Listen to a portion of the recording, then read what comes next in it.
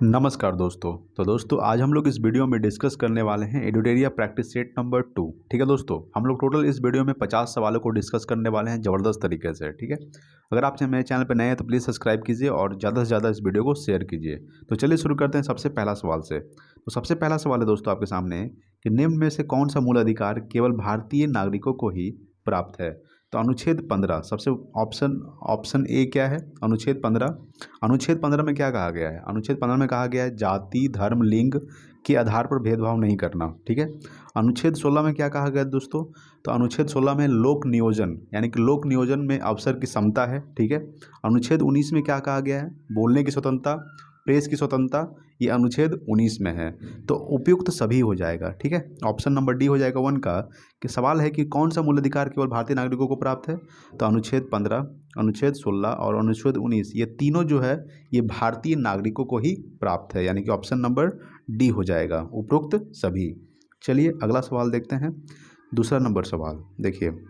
दूसरा नंबर सवाल है दोस्तों कि निम्न कथन पर विचार करें। सबसे पहला कथन है कि राज्यसभा के सदस्यों का कार्यकाल 4 वर्ष का होता है। बिल्कुल गलत। राज्यसभा के सदस्यों का कार्यकाल 6 वर्ष का होता है, याद रखिएगा। राज्यसभा सदस्य के लिए कम से कम 35 वर्ष आयु होना चाहिए, नहीं। राज्यसभा सदस्य के लिए कम से कम 30 वर्ष आयु आवश्यक होना चाहिए। ठीक है। राज्यसभा अस्थायी सदन है, बिल्कुल सही है। राज्यसभा जो है ये अस्थायी सदन है, लेकिन इसके एक चौथाई यहाँ पे एक चौथाई नहीं होगा, एक तिहाई होगा। एक तिहाई सदस्य प्रति दूसरे वर्ष पद मुक्त हो जाते हैं। यानी कि कथन पर विचार करें, यानी कि उपयुक्त तीनों जो कथन है दोस्तों ये सभी के सभी क्या है दोस्तों? गलत है। यहाँ पे क्या लिखा हुआ है कि उपयुक्त कथनों में कौन सा कथन गलत है। तो ये तीनों का तीनों गलत है, यानी कि ऑप्शन नंबर डी हो जाएगा। देखिए सबसे पहला कथन था राज्यसभा के सदस्यों का कार्यकाल 4 वर्ष का होना चाहिए, नहीं 6 वर्ष का होना चाहिए। राज्यसभा सदस्य के लिए कम से कम 35 वर्ष नहीं 30 वर्ष आयु होना आवश्यक है। राज्यसभा अस्थायी सदन है, ये तो सही है कि राज्यसभा अस्थायी सदन है, लेकिन इसके एक चौथाई नहीं होगा। यहाँ पे एक तिहाई दूसरे वर्ष पद मुक्त हो जाते हैं, यानी कि 2 का ऑप्शन नंबर डी हो जाएगा। नेक्स्ट देखते हैं अगला 3 नंबर सवाल। देखिए दोस्तों 3 नंबर सवाल आपके सामने है कि धन विधेयक, सबसे पहले जानें कि धन विधेयक किस अनुच्छेद में कहा गया है। धन विधेयक अनुच्छेद 110 में है। कितना में है दोस्तों? 110। तो धन विधेयक को राज्यसभा अधिकतम कितने दिनों तक रोक सकती है? तो धन विधेयक को राज्यसभा जो है दोस्तों ये 14 दिनों तक रोक सकती है। कितना दिनों तक? 14 दिनों तक रोक सकती है धन विधेयक को राज्यसभा में, याद रखिएगा। अच्छा, राज्यसभा का उल्लेख अनुच्छेद किस में है? तो राज्यसभा का उल्लेख अनुच्छेद 80 में है। कितना में दोस्तों? अनुच्छेद 80 में है राज्यसभा का उल्लेख। और लोकसभा का उल्लेख अनुच्छेद किस में है? 81 में है, याद रखिएगा। और 79 में उल्लेख है किसका? अनुच्छेद 79 में संसद का उल्लेख है। 79 में संसद का उल्लेख है, 80 में राज्यसभा का उल्लेख है और 81 में लोकसभा का उल्लेख है। ठीक है, अनुच्छेद 81 में। तो सवाल कहा गया है कि धन विधेयक को राज्यसभा अधिकतम कितने दिनों तक रोक सकती है। तो धन विधेयक को राज्यसभा अधिकतम 14 दिनों तक रोक सकती है, यानी कि 3 का ऑप्शन नंबर ए हो जाएगा। ठीक है, चलिए नेक्स्ट देखते हैं अगला 4 नंबर सवाल। 4 नंबर सवाल आपके सामने है दोस्तों।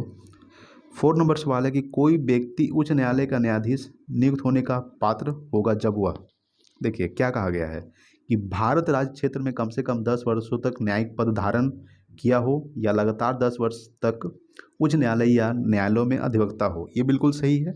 ठीक है। उसकी आयु कम से कम 35 वर्ष हो, नहीं दोस्तों ये बिल्कुल गलत है। इसकी आयु का संविधान में कोई निर्धारण नहीं किया गया है। ठीक है, लेकिन हाँ रिटायरमेंट का किया गया है 65 वर्ष 65 वर्ष में, यानी कि सेवानिवृत्त हो जाएंगे, ये कहा गया है।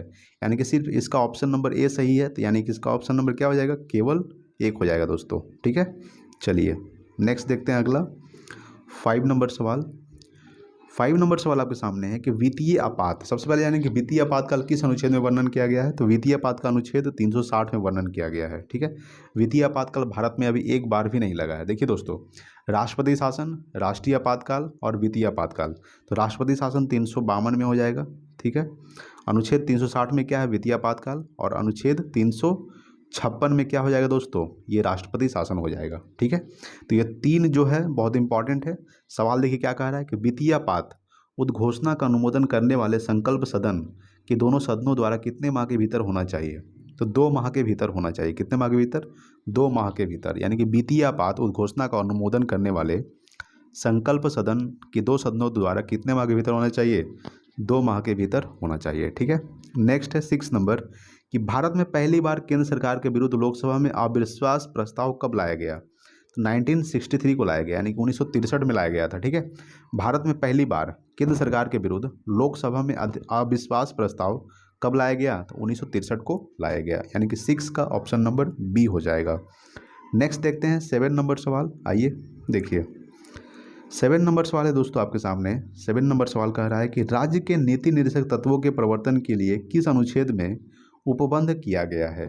तो अनुच्छेद 37 में किया गया, याद रखिएगा। ठीक है, तो राज्यसभा के नीति निर्देशक तत्वों के प्रवर्तन के लिए किस अनुच्छेद में उपबंध किया गया है? अनुच्छेद 37। अब जानते हैं राज्य के नीति निर्देशक तत्व, याद रखिएगा दोस्तों। देखिए राज्य के नीति निर्देशक तत्व जो ये कहाँ से लिया गया? ये आयरलैंड के संविधान से लिया गया है। ठीक है, इसका जो है उल्लेख अनुच्छेद 36 से 51 में है, याद रखिएगा। 36 से 51 में है राज्य के नीति निर्देशक तत्वों का उल्लेख। 36 से 51 ये कहाँ से लिया गया है? ये लिया गया आयरलैंड के संविधान से। किस भाग में है? तो ये भाग 4 में है, याद रखिएगा। भाग 4 में है राज्य के नीति निर्देशक तत्व। अच्छा, भाग 1 में क्या है? तो संघ और केंद्र शासित प्रदेश है भाग 1 में, याद रखिएगा। ठीक है, अनुच्छेद 1 से 4, अनुच्छेद 1 से 4 हो जाएगा। उसके बाद 5 से 11 क्या है दोस्तों? नागरिकता है भाग 2 में। ठीक है, उसके बाद 12 से 35 ये है मौलिक अधिकार, याद रखिएगा। मौलिक अधिकार यानी कि भाग 3। और भाग 4 में क्या है? राज्य के नीति निर्देशक तत्व 36 से 51। ठीक है, याद रखिएगा। नेक्स्ट देखते हैं अगला 8 नंबर सवाल। आइए 8 नंबर सवाल है दोस्तों आपके सामने, बहुत इंपॉर्टेंट सवाल है। 8 नंबर सवाल कह रहा है कि चिल्लैया समिति का गठन किस वर्ष किया गया था? तो याद रखिएगा 1991 में, यानी 1991 में चिल्लैया समिति का गठन किया गया था 1991 में, यानी 8 का ऑप्शन नंबर बी हो जाएगा। नेक्स्ट 9 नंबर सवाल कि निम्न में से किस क्रांति का संबंध कोको उत्पादन या चमड़ा उत्पादन से है? तो ये भूरी क्रांति, याद रखिएगा। कौन सी क्रांति? तो भूरी क्रांति का जो संबंध है ये कोको उत्पादन या चमड़ा उत्पादन से है, यानी कि 9 का ऑप्शन नंबर ए हो जाएगा। नेक्स्ट देखते हैं दोस्तों 10 नंबर सवाल। आइए 10 नंबर सवाल आपके सामने है दोस्तों कि एक धन को आसानी से विदेश से आता है लेकिन आसानी से चला जाता है, इसे किस प्रकार से जाना जाता है? इसे हॉट मनी के नाम से जाना जाता है, याद रखिएगा। एक धन जो आसानी से विदेश से आता है लेकिन आसानी से चला जाता है, इसे इस प्रकार से जाना जाता है, तो हॉट मनी के नाम से जाना जाता है, यानी कि 10 का ऑप्शन नंबर डी हो जाएगा। नेक्स्ट देखते हैं 11 नंबर सवाल। 11 नंबर सवाल है दोस्तों कि गन्ने का उचित और प्राथमिक मूल्य अनुमोदित करता है, ये कौन करता है? आर्थिक मामलों पर कैबिनेट समिति, याद रखिएगा कि गन्ने का उचित और पारिश्रमिक मूल्य अनुमोदित करता है आर्थिक मामलों पर कैबिनेट समिति जो है ये गन्ने का उचित और प्राथमिक मूल्य अनुमोदित करता है, यानी कि 11 का ऑप्शन नंबर ए हो जाएगा। नेक्स्ट देखते हैं 12 नंबर सवाल। 12 नंबर सवाल है कि असहयोग आंदोलन में कौन सा कार्यक्रम शामिल नहीं है? ठीक है, तो सबसे पहला दोस्तों सरकारी पदों का त्याग, ये शामिल है। विदेशी माल का बहिष्कार, ये भी शामिल है, दोनों शामिल है। ठीक है, अदालतों का वकीलों द्वारा बहिष्कार, ये भी शामिल है। लेकिन ऑप्शन नंबर डी शामिल नहीं है, सरकारी वाहनों से यात्रा करने पर पाबंदी। ठीक है, यानी कि 12 का ऑप्शन नंबर क्या हो जाएगा? डी। असहयोग आंदोलन में कौन से कार्यक्रम शामिल नहीं है? तो सरकारी वाहनों पर यात्रा करने का पाबंदी। अगला है दोस्तों 13 नंबर सवाल कि दांडी मार्च की समाप्ति किस तिथि को हुई थी? याद रखिएगा 12 मार्च 1930 को स्टार्ट हुआ था और 6 अप्रैल 1930 को समाप्त हुआ था। यहाँ पर क्या बोला? समाप्ति किस तिथि को हुई थी? तो ऑप्शन नंबर सी हो जाएगा, 6 अप्रैल 1930 को समाप्त हो गया था। दांडी मार्च जो है शुरुआत हुआ दोस्तों 12 मार्च 1930 को, कहाँ से शुरुआत हुआ था? साबरमती आश्रम से शुरुआत हुआ था और ये दांडी में जाके ख़त्म हुआ था। कितना अनुयायियों के साथ? तो 78 अनुयायियों के साथ चलकर गांधी जी ने नमक कानून का विरोध किया था। याद रखिएगा कितना किलोमीटर? तो 390 किलोमीटर चलकर। कितना किलोमीटर? 390 किलोमीटर 78 अनुयायियों के साथ। कहाँ से शुरुआत किया था? तो साबरमती आश्रम से शुरुआत किए थे। कब शुरुआत किए थे? तो 12 मार्च 1930 को। समाप्त कब हुआ था? 6 अप्रैल 1930 को। ठीक है, याद रखिएगा। नेक्स्ट देखते हैं 14 नंबर सवाल। 14 नंबर सवाल है दोस्तों आपके सामने कि गांधी के जीवन काल में घटी निम्न घटनाओं का कार्यक्रम सही नहीं है। कौन सा सही नहीं है वो हम देखने वाले हैं। सबसे पहला है दोस्तों चौरा चौरी कांड, ये 5 फरवरी 1922 को हुआ था, ये बिल्कुल सही है। ठीक है, द्वितीय गोलमेज सम्मेलन ये 7 दिसंबर 1931 को हुआ था, ये भी सही है, ये दोनों सही है। ठीक है, पूना समझौता ये 1932 को हुआ था, 24 सितंबर 1932 को, ये सही है। लेकिन भारत छोड़ो आंदोलन जो है दोस्तों, ये 8 मार्च नहीं होगा, याद रखिएगा, 9 अगस्त को स्टार्ट हुआ था। कब स्टार्ट हुआ था? 9 अगस्त 1942 को, ठीक है, 9 अगस्त 1942, यानी कि ऑप्शन नंबर डी हो जाएगा। याद रखिए कि गांधी के जीवन काल में घटी निम्न घटनाओं का कालक्रम सही नहीं है, तो भारत छोड़ो आंदोलन जो है ये 9 अगस्त 1942 को हुआ था, और भारत छोड़ो आंदोलन दौरान के ही महात्मा गांधी ने करो और मोरो का नारा दिया था, ठीक है। और भारत छोड़ो आंदोलन कहाँ हुआ था दोस्तों? तो ये मुंबई के वार्धा में हुआ था, ग्वालियर टैंक, याद रखिएगा। तो चौरी चौरी कांड कब हुआ था? 5 फरवरी 1922 को। द्वितीय गोल सम्मेलन, अच्छा तीन गो गोल में सम्मेलन हुआ था। प्रथम कब हुआ था? 1930 को हुआ था, ठीक है, और द्वितीय 1931 को हुआ था, और तृतीय गोलमेज सम्मेलन जो हुआ था ये 1932 में हुआ था, ठीक है। तीनों गोलमेज सम्मेलन में कौन भाग लिया था? डॉक्टर भीमराव अम्बेडकर। महात्मा गांधी ने कौन सा सम्मेलन में भाग लिया था? तो द्वितीय गोलमेज सम्मेलन में महात्मा गांधी ने भाग लिया था, याद रखिएगा, ठीक है। चलिए नेक्स्ट देखते हैं अगला 15 नंबर सवाल। 15 नंबर सवाल आपके सामने है कि आज़ाद हिंद फौज के साथ सुभाष चंद्र बोस ने सिंगापुर में स्वतंत्र भारत की अस्थायी सरकार का गठन कब किया? तो 21 अक्टूबर 1943 को किया, याद रखिएगा कि आज़ाद हिंद फौज के साथ सुभाष चंद्र बोस ने सिंगापुर में स्वतंत्र भारत की अस्थायी सरकार का गठन कब किया? 21 अक्टूबर 1943 को किए, ठीक है। चलिए नेक्स्ट है अगला 16 नंबर सवाल। सती प्रथा का उन्मूलन किया गया, ये किया गया दोस्तों 1829 के नियम 17 के द्वारा, याद रखिएगा, यानी कि 16 का ऑप्शन नंबर बी हो जाएगा।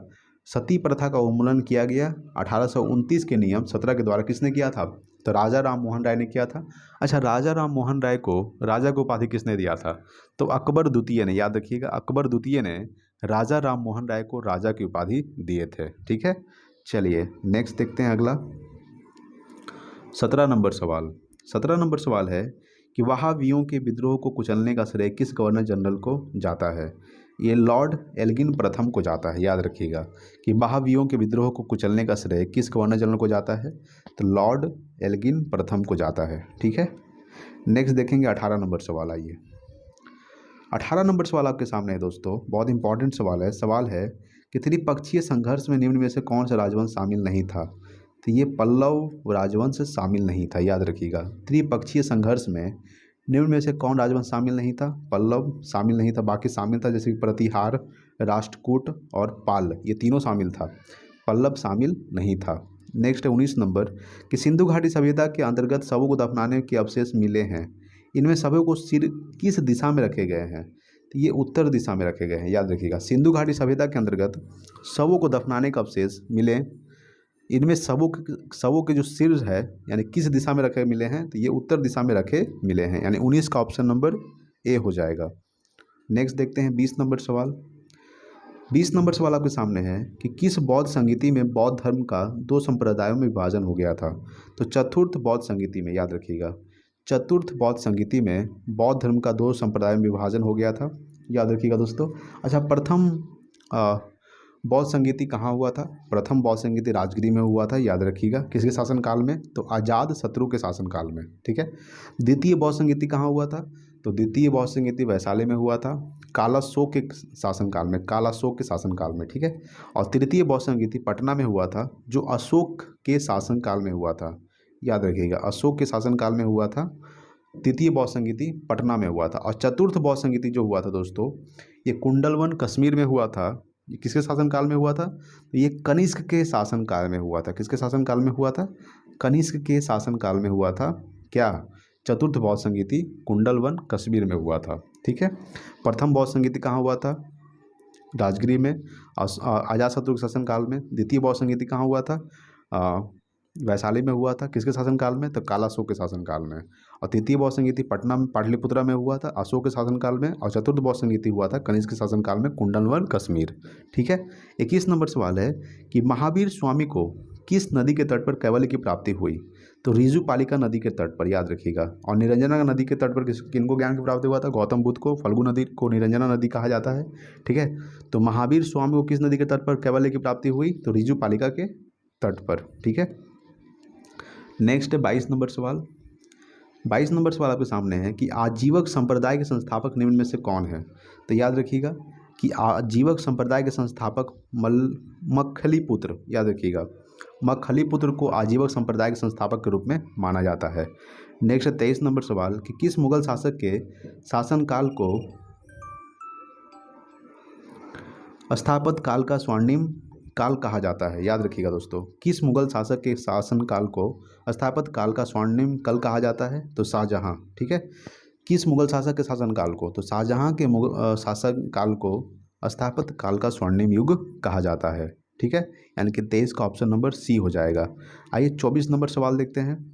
24 नंबर सवाल है दोस्तों कि मुगल काल में मुहतसिब कौन था? याद रखिए कि मुगल काल में मुहतसिब था दोस्तों, ये आचरण अधिकारी था। क्या था? आचरण अधिकारी, यानी कि 24 का ऑप्शन नंबर डी हो जाएगा कि मुगल काल में मुहतसिब कौन था? आचरण अधिकारी था। 25 नंबर सवाल है कि दीवान ए अर्ज किस विभाग से संबंधित था? तो ये सैन्य विभाग से संबंधित था, दीवान ए अर्ज, याद रखिएगा। दीवान ए अर्ज किस विभाग से संबंधित था? सैन्य विभाग, यानी कि 25 का ऑप्शन नंबर सी हो जाएगा। नेक्स्ट देखते हैं 26 नंबर सवाल। 26 नंबर सवाल है दोस्तों आपके सामने कि वसावन व दसवंत किस शासक के दरबार चित्रकार थे? तो ये अकबर के, याद रखिएगा कि वसावन व दसवंत किस शासक के? तो अकबर के शासक के दरबारी चित्रकार थे, यानी 26 का ऑप्शन नंबर क्या होगा? बी हो जाएगा। ठीक है, आइए 27 नंबर देखते हैं। देखिए 27 नंबर सवाल है कि निम्नलिखित में कौन सम्मिलित नहीं है? इधर देखिए दोस्तों परमाणु विद्युत गृह है, इधर राज्य है। तो ननौरा कहाँ है स्थित है? उत्तर प्रदेश में, ये सही है। कुडनकुलम ये कर्नाटक में स्थित नहीं है, यानी कि ऑप्शन नंबर बी हो जाएगा, ये सही नहीं है। ये कुडनकुलम जो है दोस्तों तमिलनाडु में है। कहाँ स्थित है? तमिलनाडु, याद रखिएगा, तमिलनाडु में स्थित है कुडनकुलम। ठीक है, काकरापार ये गुजरात में स्थित है, ये भी सही है। और तारापुर जो है दोस्तों ये महाराष्ट्र में है, याद रखिएगा। यानी कि 27 का ऑप्शन नंबर क्या हो जाएगा? बी। कुडनकुलम जो है ये कर्नाटक में नहीं होकर तमिलनाडु में है। ठीक है, आइए 28 नंबर सवाल देखते हैं। बहुत इंपॉर्टेंट सवाल है 28 नंबर। ठीक है, देखिएगा 28 नंबर सवाल है कि 38वीं समांतर रेखा किन दो देशों के मध्य स्थित है? तो 38वीं समांतर रेखा है दोस्तों ये उत्तरी कोरिया और दक्षिणी कोरिया के बीच स्थित है, याद रखिएगा। उत्तरी कोरिया और दक्षिणी कोरिया के बीच कौन सी रेखा है? 38वीं समांतर रेखा। अच्छा, उत्तरी वियतनाम और दक्षिणी वियतनाम के बीच कौन सी रेखा है? याद रखिएगा ये 17 डिग्री समांतर रेखा है। क्या? उत्तरी वियतनाम एवं दक्षिणी वियतनाम के बीच। अमेरिका एवं कनाडा के बीच कौन सी रेखा है? तो अमेरिका और कनाडा के बीच है दोस्तों 49 डिग्री समांतर रेखा।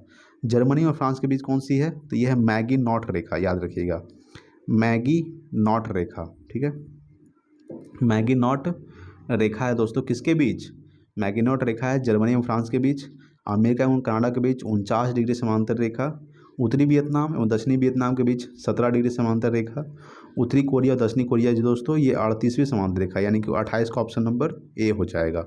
ठीक है, चलिए नेक्स्ट देखते हैं अगला 29 नंबर सवाल देखते हैं। 29 नंबर सवाल है कि निम्न में से कौन सा एक अच्छे ईंधन का गुण नहीं है? यानी कि इसका ऑप्शन नंबर बी हो जाएगा, जलने पर ज़्यादा से ज़्यादा अपशिष्ट व हानिकारक गैसों का उत्सर्जन होना जो है ये अच्छे ईंधन का गुण नहीं है। बाकी है दोस्तों जैसे कि ईंधन का उसमें मान उच्च होना चाहिए, सही है।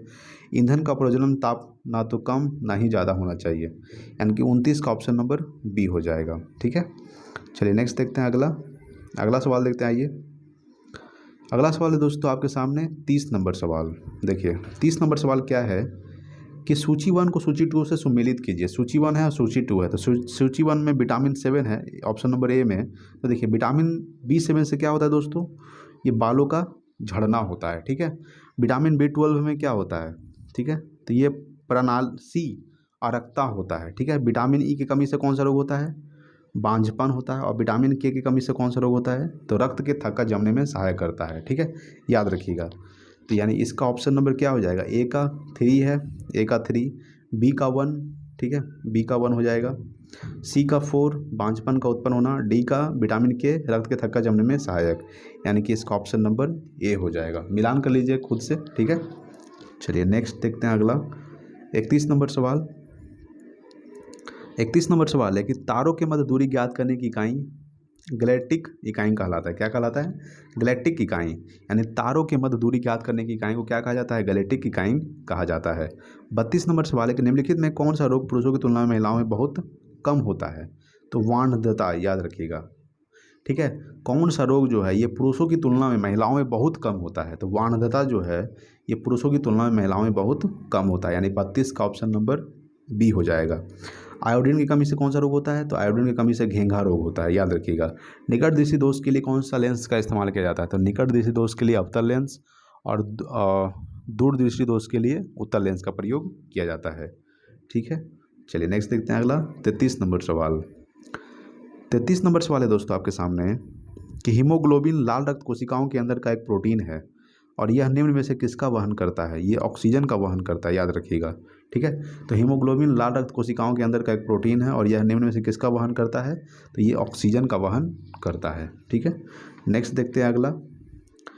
अगला है दोस्तों 34 नंबर सवाल कि किसी पदार्थ को एक अवस्था से दूसरी अवस्था में बिना तापमान में बदलाव के परिवर्तन होने के लिए आवश्यक ऊष्मा की मात्रा गुप्त ऊष्मा है। क्या है, यानी किसी पदार्थ को एक अवस्था से दूसरी अवस्था में बिना तापमान में बदलाव के परिवर्तन होने के लिए आवश्यक ऊष्मा की मात्रा क्या है, गुप्त ऊष्मा, यानी कि 34 का ऑप्शन नंबर डी हो जाएगा। नेक्स्ट देखते हैं 35 नंबर सवाल।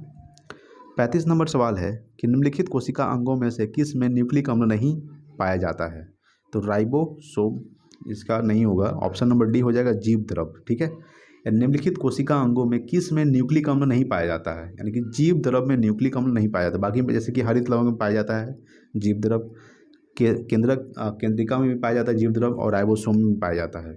अच्छा, प्रोटीन की फैक्ट्री किसे कहा जाता है, तो प्रोटीन की फैक्ट्री राइबोसोम को कहा जाता है, याद रखिएगा। राइबोसोम को प्रोटीन की फैक्ट्री भी कहा जाता है। नेक्स्ट 36 नंबर सवाल कि निम्न में से कौन सा विटामिन ए का अच्छा स्रोत नहीं है, यानी इसका ऑप्शन नंबर सी हो जाएगा जंतुओं के यकृत एवं गुर्दा। ये क्या है, ये विटामिन ए का अच्छा स्रोत नहीं है। बाकी है जैसे कि मछली का तेल, ये विटामिन ए का अच्छा स्रोत है। पालक भी है विटामिन ए का अच्छा स्रोत और आम भी है विटामिन ए का अच्छा स्रोत। बाकी ऑप्शन नंबर सी जंतुओं के यकृत एवं गुर्दे जो विटामिन ए का अच्छा स्रोत नहीं है। अच्छा, विटामिन ए का रासायनिक नाम क्या होता है, तो विटामिन ए का रासायनिक नाम होता है रेटिनॉल। विटामिन ए की कमी से कौन सा रोग होता है, रतौंधी होता है। ठीक है, याद रखिएगा। नेक्स्ट देखते हैं 37 नंबर सवाल। 37 नंबर सवाल है कि सूची 1 को सूची 2 से मिलान करें। सूची 1 क्या है, प्रतिरोध। प्रतिरोध का समात्रक क्या होता है दोस्तों, ओम होता है। विद्युत धारा का समात्रक क्या होता है, विद्युत धारा का समात्रक एम्पियर होता है। बल का समात्रक न्यूटन होता है और पावर का समात्रक वाट होता है।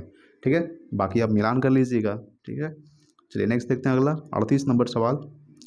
38 नंबर सवाल है कि धातुओं में सबसे कम घनत्व वाला तत्व कौन है। यह दोस्तों लिथियम, याद रखिएगा, जिसका परमाणु संख्या क्या होता है, 3 होता है। संकेत क्या होता है, Li होता है। ठीक है, तो धातुओं में सबसे कम घनत्व वाला तत्व कौन सा है, यह है लिथियम।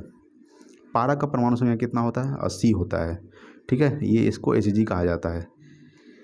चलिए नेक्स्ट देखते हैं अगला। अगला है दोस्तों आपके सामने 39 नंबर सवाल।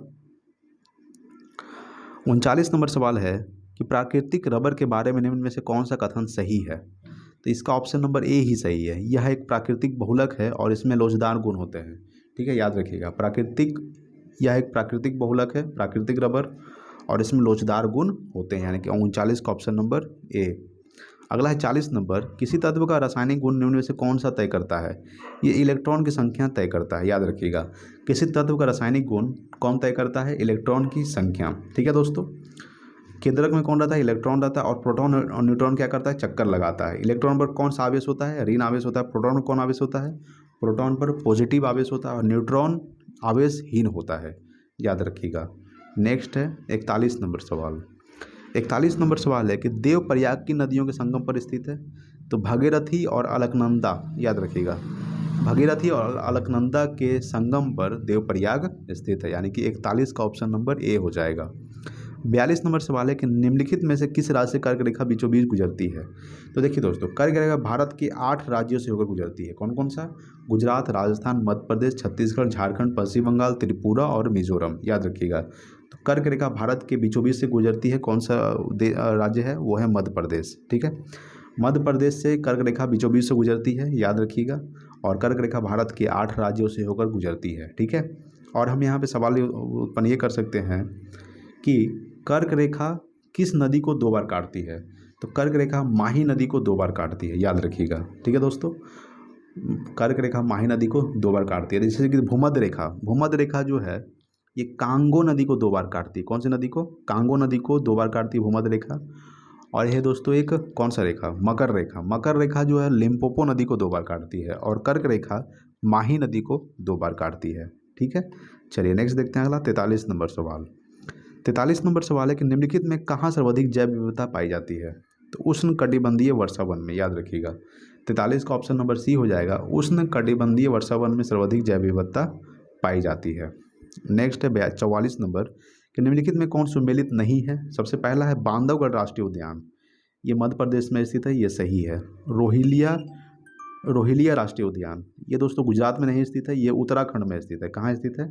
उत्तराखंड में स्थित है, याद रखिएगा। ठीक है, उत्तराखंड में स्थित है कौन? रोहिला राष्ट्रीय उद्यान, ये गुजरात में नहीं स्थित है। ठीक है, ये कहाँ स्थित है? उत्तराखंड में स्थित है। ऑप्शन नंबर सी है बांदीपुर राष्ट्रीय उद्यान, ये कर्नाटक में स्थित है, सही है। सिमलीपाल राष्ट्रीय उद्यान, ये उड़ीसा में स्थित है, याद रखिएगा। इसका ऑप्शन नंबर बी हो जाएगा। कौन सुमेलित नहीं है? तो रोहिला राष्ट्रीय उद्यान जो है ये गुजरात में नहीं है बल्कि उत्तराखंड में है। ठीक है, चलिए नेक्स्ट देखते हैं अगला 45 नंबर सवाल।